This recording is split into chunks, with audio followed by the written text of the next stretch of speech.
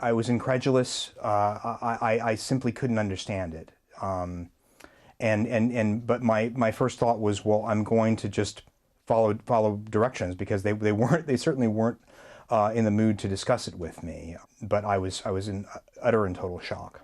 And what did they ask? I mean, what did they tell you to do? They told me that I was being arrested, and simply to follow their directions, which was to pack my bags, and that I was going to prison. Now, presumably they told you what you were being arrested for, which was essentially overstaying. I wasn't actually overstaying. There was no point at which I had overstayed. I filed a legitimate application, which I paid somewhere between 550 and 650 pounds for. I knew that there was a possibility that my application might be denied, but there was no point at which I was sent a letter saying, you know, you have overstayed. The Home Office told us today your student visa ran out in July. You had no right to stay. They had every right to remove you. Oh, well, I think that's really ridiculous. My student visa did run out in July, but prior to the time when my student visa ran out, I submitted an application, and it was well within my rights to do so.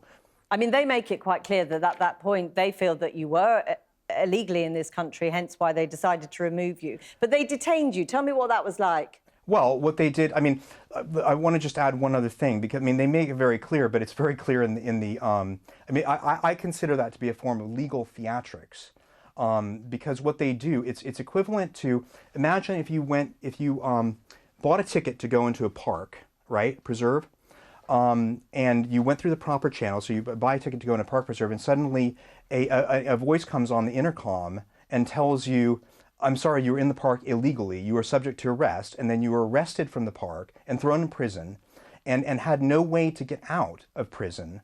And tell me what those 10 days were like. A legitimate process, which, well, they were appalling. I mean, I was in shock. I'm still in shock. You're sleeping on a wooden slab, okay, and they do put about a very thin, about an inch thin foam mat on it that I wouldn't camp on. I didn't get anything like what you would call a proper sleep for 10 days. And so they tell you that you haven't done anything criminal, that they're detaining you, and you use that word detention center.